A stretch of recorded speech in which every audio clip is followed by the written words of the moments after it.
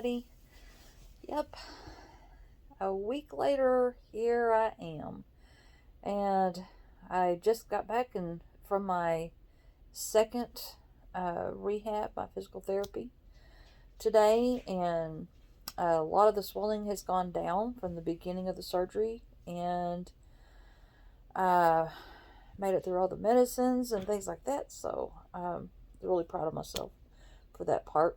And started doing some exercises to strengthen it. So, but I know if you're squeamish, uh, you don't have to watch this next part. But I'm just kind of trying to document what I've gone through and how far I'm going to make it. So, I'm gonna show you what my knee looks like after a week. I've got some other pictures from right after the surgery, and you're going to be able to see really how much swelling has gone down, and worked really hard to make sure that my leg can lay flat. So they were really impressed with that at the therapist today, that I could do that. So, and that I am now only taking 2 aspirins a day, and that's it. That's all I'm taking. So pretty impressive sometimes. So I'm gonna turn this over on my leg. I've got what they call a zip. I have 2 lines. I don't know if you can see it.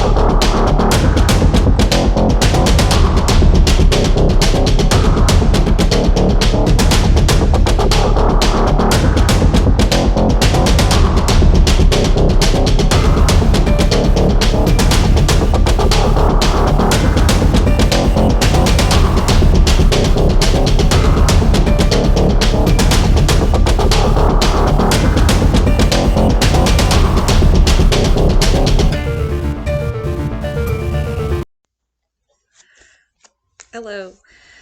I thought I would read the story that I made for a class of mine in 2007 and 2008. They wanted to know about my grandfather, and so I wrote a story and we turned it into a book. And this is called Grandpa's Story. This is a true story based on World War I experiences of Daley Paul Rickman, as told by my dad. This is the story of my Grandpa Rickman, and he was the son of Andrew and Maud Rickman. I told about them in one of the previous videos. He received a draft notice on August the 10th, 1917. A draft notice is a request issued by a draft board to serve in the military. And this is what one looks like. He had to pass a physical examination before being accepted into the U.S. Army. And he did pass that. And he also got a certificate of training, and he was proficient.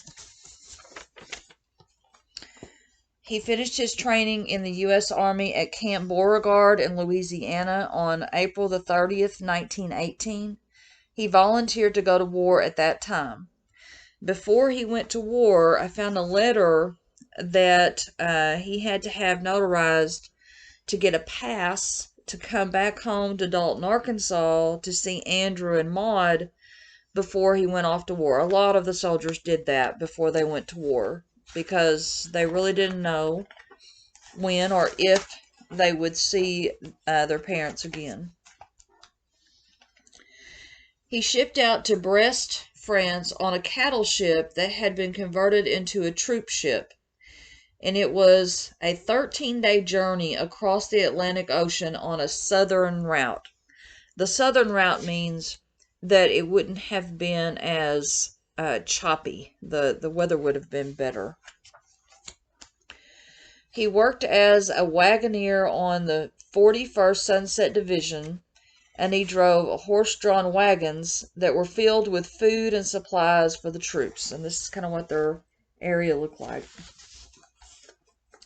He also worked as a messenger, and he would take messages to the bridge aboard the ship, and he rode a bicycle while he was stationed in France. Handsome guy. His worst enemies during the war were lice and mustard gas. The soldiers would sit in the trenches at night picking lice off of each other. And mustard gas was like an invisible fog of poison that could not be detected by a smell, and it caused Grandpa to have terrible coughing spells each morning. Now, at the end of World War I, in the winter of 1919, Grandpa came back on a ship that took a northerly route across the Atlantic Ocean. It was a horrible 13-day journey. The only food to eat was boiled potatoes and mackerel, and the ocean was so choppy that everyone aboard ship became seasick. Grandpa told about sliding on his stomach while carrying messages because everything was iced over. Now, at the end of the war, years later, I found a letter.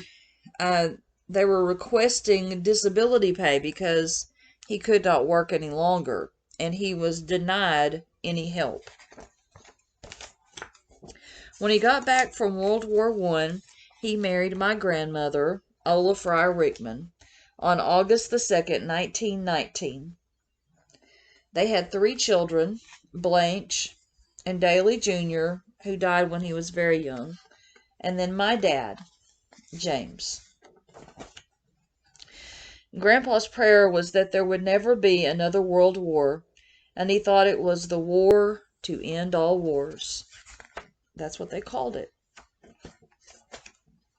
Now, this is a picture of my dad and his sister Blanche standing in front of the farmhouse on the Rickman farm, which is where Michael and I are going to build our house.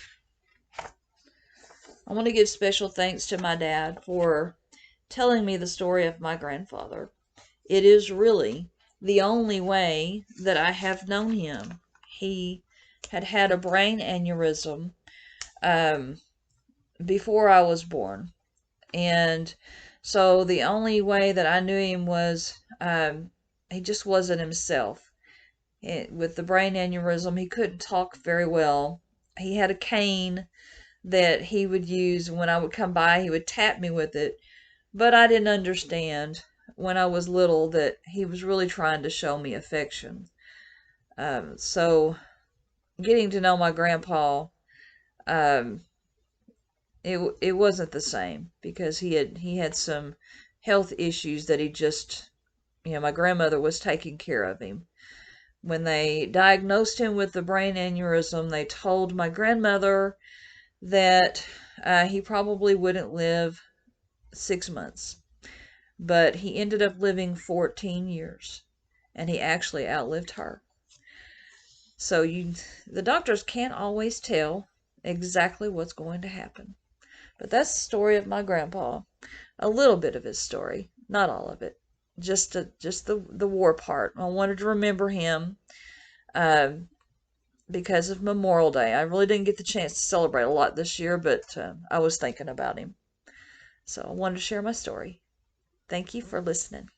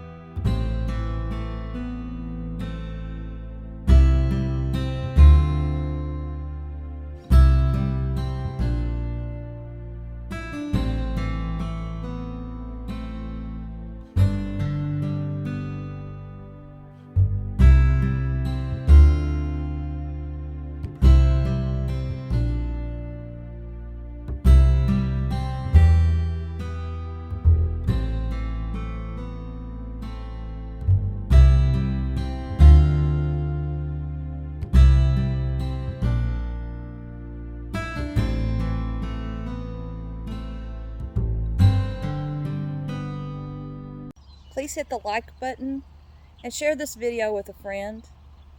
If you want notifications when we have other videos, please click on the bell and they will be on there for you.